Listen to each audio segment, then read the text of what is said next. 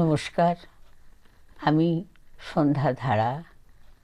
আমার চ্যানেল সত্যের জয়ের প্রিয় বন্ধুদের স্বাগত জানিয়ে আমার নিবেদনে পেঁচা আর পুষি বুড়ি, রচনা এডওয়ার্ড লিয়ার, অনুবাদ প্রবীর সেন।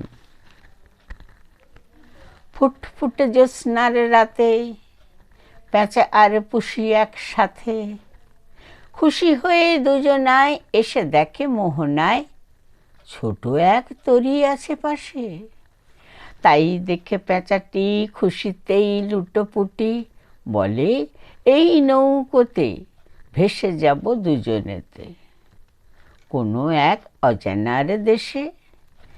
গলা ছেড়ে পেঁচা গান গায়, পুষি তুই কাছে আয়, তোর মতো লক্ষ্মী জন্তু বা পক্ষী একটাও দেখিনি তো আগে।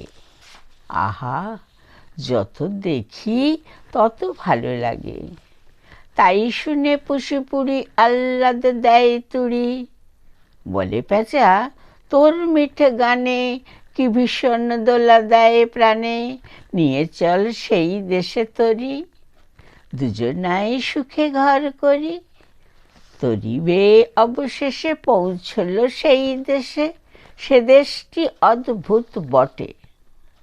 সেই দেশে বরাহেরা সব থেকে যাতে সেরা, খানদানি চলাফেরা, বিছানায় শোয়ে তারা, পেল্লায় বোম্বাই খাটে।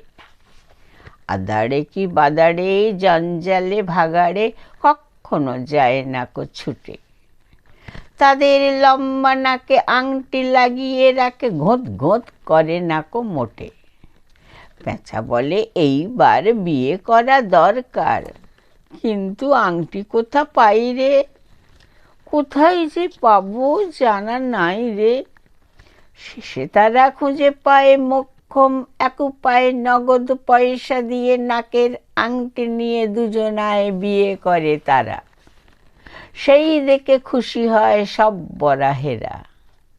তারপর শুরু হলো খানা, রাজভোগ সন্দেশ আর মিহিদানা। খানা শেষে একসাথে ফুটফুটে জ্যোৎস্নাতে শুরু হলো নাচ আর গানা। পেঁচা বলে পুষি রে, আজ বড় খুশি রে, তোর মতো লক্ষ্মী জন্তু বা পক্ষী একটাও দেখিনি তো আগে। আহা, যত দেখি তত ভালো লাগে।